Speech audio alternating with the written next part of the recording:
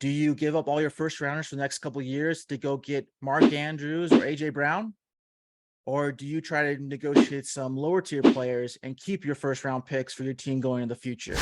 Trevor Dalton, Zeke and Destroy. It's great to have you on the show tonight. It's good to be here. Any first thoughts when you thought you wanted to come on the show tonight and answer some of these questions we have for you? I was just excited to wear my Larry Fitzgerald jersey, represent the greatest player who ever played. Always repping. I'm sure Larry's still playing somewhere. He was fantastic. Okay, well, let's jump right into it. So, in our league, we've had a team just recently announce a fire sale, and he sold off all his crown jewels. Mm-hmm. He had AJ Brown. He had Mark Andrews. He had DeAndre Swift. Mm-hmm. Cortland Sutton. He had DeAndre Swift, Cortland Sutton. He had one of the guys you picked up, Tony Pollard. Mm-hmm. Yep. What were some of the guys you picked up off his fire sale? So I picked up Tony Pollard, Cortland Sutton, and Robert Tonyan. And I know the guys that I picked up weren't super top tier guys that a lot of the people who were super interested wanted, but I kind of took a more conservative approach. My team has been pretty well in the standings for the last few years, and I've been pretty solid. But I wanted something to kind of help push me past one for Mahomes. Yeah, Who's been the top tier guy for the last couple years. I really wanted to kind of just step up my game a little bit. So a lot of the guys were interested in more of those other top tier players, but I looked at my team and I realized that Tony Pollard specifically was a really strong handcuff. And so I decided I really wanted to lock him up. And because you had Zeke on your team already, right? Mm-hmm. Yeah. Gotcha. So let's talk about kind of your experience of this fire sale. So from my understanding, you weren't fully aware or didn't really think that he was going to sell off all his best players. You thought he was going to sell some of his better players to middle of the pack players, and that's kind of what he was probably going to do in his fire sale. But as we learned, he sold off the whole farm. So what were your thoughts when this was happening at that time? So originally I just reached out to Andrew and wanted him to know that I was going to express some interest, but I also didn't want to just try to hose him down. But I didn't quite realize that he was intending to just trade the farm completely. So I kind of missed some of the bidding in some of the top tier players. But what players did you feel like you missed on the bidding? So I know there was quite a bidding war for Mark Andrews and for AJ Brown. Mm-hmm. And I kind of had tried offers in that zone a little bit later, but I think the competition was already up the wazoo, and he sounded like he was ready to be done with those talks. So I kind of was a little late to the table, but that's all right. I think it worked out great for me, and I think I took a nice conservative approach, which worked out great for me. The capital that had to be given to get Mark Andrews and AJ Brown, one of the top tier assets on his team, was 2 first-round picks for the next 2 years, and those seconds for the next 2 years, plus another second 3 years out.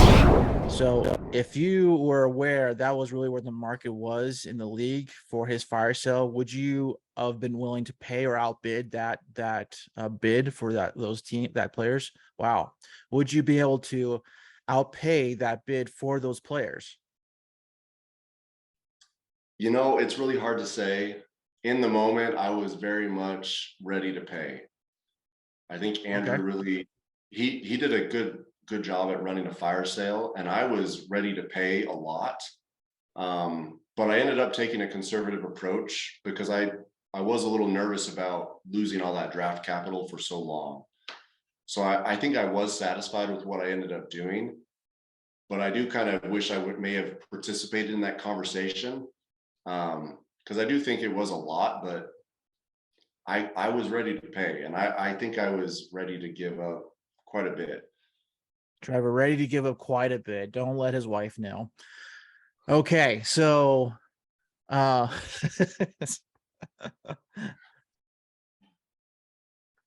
Dang it, I had this beautiful question lined up. It made that stupid joke and made me laugh, and I lost it. You're good.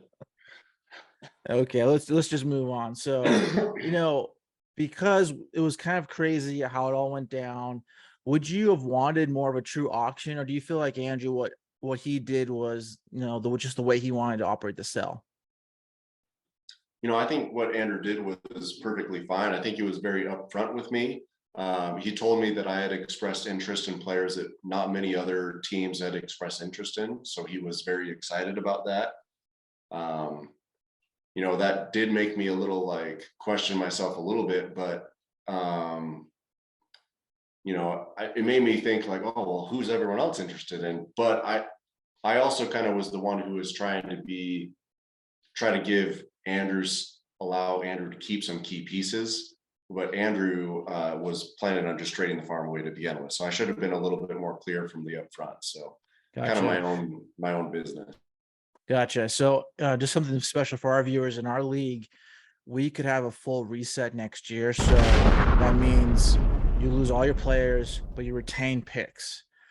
So, did that go into your mentality at all for this fire sale, Trevor? Oh yeah. I double checked with the commissioner, made sure that knew what I was walking myself into, if I was locking into losing all those picks in a reset, because yeah, that's definitely a reality that may come to pass. Yeah, it's very real. Season. So that's something that worries me a little bit for my team because I sold the farm. So hopefully, Yep. I can navigate those waters a little bit better going forward. Yep. Okay, moving on. What's the most important thing to you about fantasy football? I just really enjoy being able to watch football and being able to enjoy it with my friends. And for the unique thing about our league is we all met each other in college and we're living all over the United States, and we still talk weekly about fantasy football, and we're still always engaged, and there's trade talks going on. There's always movement in the league, even in the off season. It's always exciting. We're always, hitting up the mock drafts, or we're doing something. It's always a good time, and I've always enjoyed the camaraderie that comes with it. Cool. I think that's a very common theme across the league so far. You, me, Andrew, and our commissioner Spencer have all kind of said the similar things, that this is a big reason why we enjoy playing together. So it's kind of cool to see that everybody has that mentality. So as we go through the next week's interviews, we'll probably see that same theme come up. Okay. Yeah. Any last comments about the fire sale you want to put for the viewership? I think that it was, the one thing that I thought was pretty interesting, the way Andrew did the fire sale, is he kind of made it very public, and he publicly texted, "I'm doing a fire sale." And he made it like he started out the competition really hot for all of his players. So I think every one of us all started texting him, asking about all these players, which was great for Andrew. I think that he got good prices for all the stuff that he was selling. And I think that Andrew set his team up really, really well. So I thought it was pretty well handled the way Andrew did it. He was respectful, and he was trying to make sure that he was being upfront and honest with teams, but he had some choices he had to make. So some people, I'm sure, were not happy. Yeah, it's hard. At the end of the day, we're all trying to be competitive in this league. We're trying to, I may have it a fun league, but be competitive and put a lot of effort and work into it. And so you can't have the same thing on every team. So you're going to have people who wanted the same person and they just can't have them. So yeah, people will get a little, butthurt about stuff, but at the end of the day, it's a game, and we play it because we like playing together with each other and keeping connected. Right. Sure. Okay. So we're going to move on. Every day I'm wrestling versus Zeke and Destroy. Trevor, I think you told me that you might be considering a name change here soon. So I'm kind of interested when that will actually occur in your life. That it might happen soon. We'll table that for another day. But Zeke can destroy. Well, I know I haven't set my lineups just yet, so I don't think I'm out of the money just yet. But I think it's going to be a tough fought battle. Ryan's team has been good, and it's a lot better than the records and the numbers state. So I think it could Right. go either way. You're right. Ryan's team is really good. Your team is really good too. You have been consecutively over the last couple of years a top tier team and making playoffs. Pretty. I think the last couple of years you've been making the playoffs. So you've had some good fantasy assets in your team. And you're right. Ryan's team this year is built to win and built to go after it. Travis Etienne is really coming into his zone right now. Yep. And it's kind of nice, these kind of trends happen when your team plays good at the beginning of the season. Sometimes it seems like they cool off for some reason and you can't make a run in the playoff. But if your team starts a little slower and starts to come together by the end of the season, that team usually for some reason, and I don't know if it's just coaching staff, guys are getting hot-handed, or even strength of schedule gets a little easier for these NFL teams. But fantasy football, for some reason, there seems some kind of synergy that happens every once in a while. It happened to me a couple years back and made a good, strong run in the playoffs. Yeah. And Everyday I'm Wrestling might be kind of stepping into that kind of, power. So It's hopefully, true. hopefully not. I mean, hopefully both your team and his team burn to the ground, being a competitor in the league, but it's still a good time. So As long as one of um, us beats Dallin, we're good. yeah, exactly. We have a consensus hate, or I don't know if hate's a proper term, but target on the team in the league. So, Yes. what's your pick for this game? Who are you going to go with, Trevor? I'm going to go with Zeke and Destroy. I got to. Yes, I don't disagree on that pick. It's hard to go against your team. I'm going to take the opposite, go with Everyday I'm Wrestling just to be a little contrarian in the video. Of course. But this is a close matchup, and both your teams, if one or both of you have one guy that falls out, that's Mm-hmm. what's going to be the decision making in this matchup. So potentially, this could be the matchup of the week. There's some other good matchups happening this week. It's a close call, but we're going to move on. So we're going to go up to one for me, one for Mahomes, and Ron Burgundy. Another interesting matchup. Ron Burgundy's team just put up like somewhere near 160 points against me this Yeah. last week. Just killed me. I was down by 20 points, so I didn't get completely plastered against the wall against him. But his team is 3-5 right now, but his team is still a Yeah. tough battle to win each week. For sure. Well, and Dallin's no joke either. That's I'm going to go with Ron Burgundy. Sunny Really in San picking the Diego. upset. Yeah, I'm picking the upset. Sunny San Diego. What was the name for the city of San Diego? Do you remember, Trevor?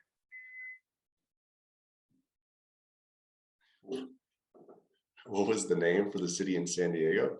Yeah, San Diego Chargers.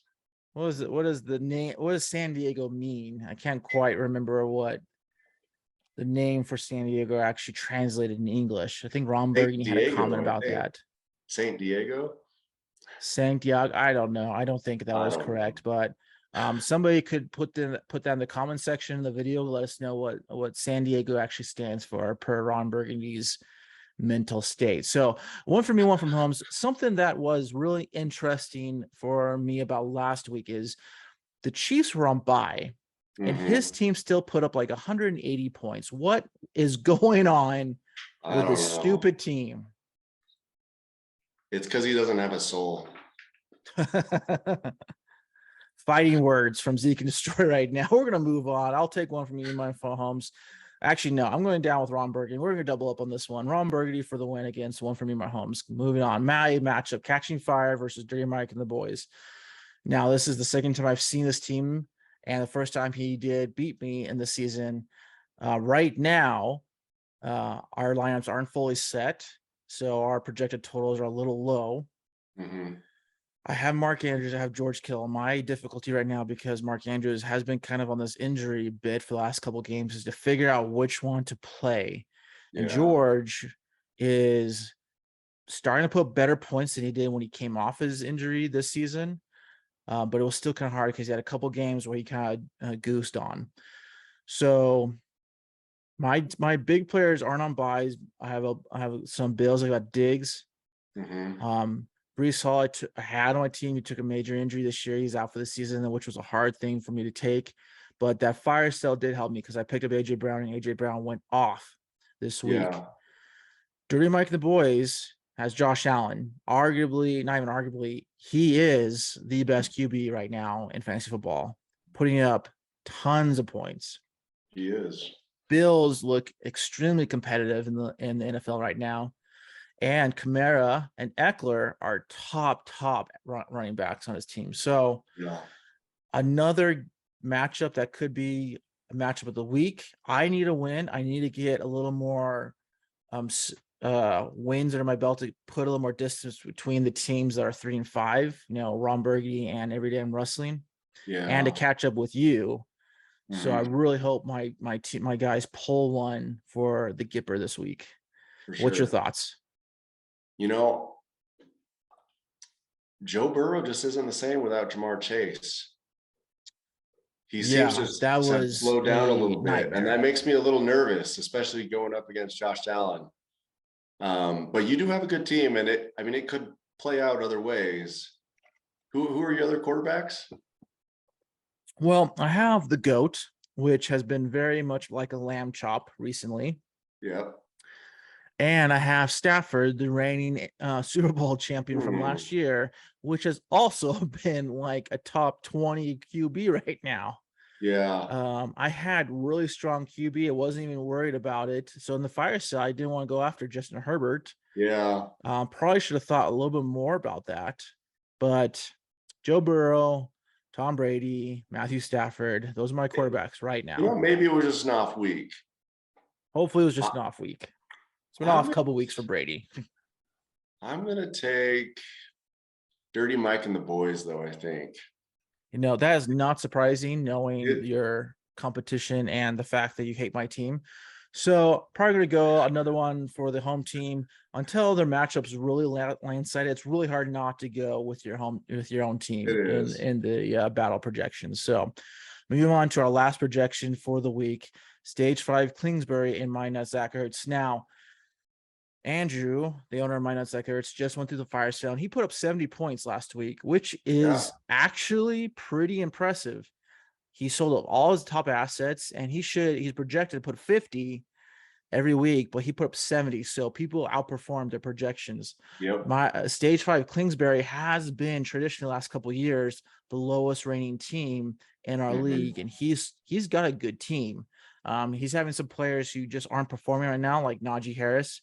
Whatever is going on with the Steelers offense is tons of questions, and Najee just doesn't seem efficient. He seems to have plenty of attempts in each game, but just doesn't seem to be able to do anything. So that could be the offensive line not getting him past the first blocks, or I don't really know. So I would love to see Andrew still win this week. I just love to see him still win at all, because he sold off everything. It'd be crazy if that happened.